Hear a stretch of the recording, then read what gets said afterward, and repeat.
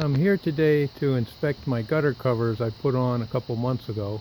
Now that all the leaves are down, I wanted to take off one section and see how it looks.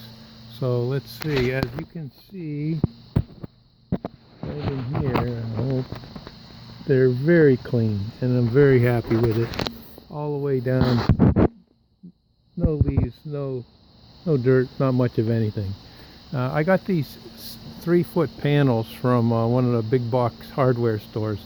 It was a little bit long, wide, so it wouldn't fit because there were nails under the actual shingles. So I got some tin snips, trimmed some off, and they're supposed to be screwed down like right here with some of these gutter screws. But the truth of the matter is my son had my drill, so I can put them on anytime I want, but they've held up pretty well.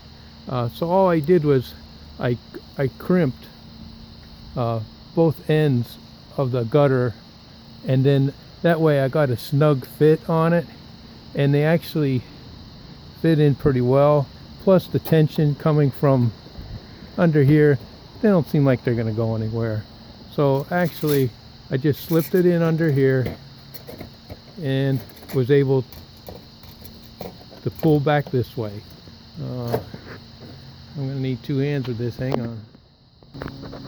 So I have it slipped under the shingles, and all I do is pull this way. There's adequate tension, and I'm really pleased with them. I think they're, like I said, under $5 a section. There's 36 inches, and it's as long as your house is, as many as you need, as long as you're not up too high. This is something that is very easy to do, and I really recommend it.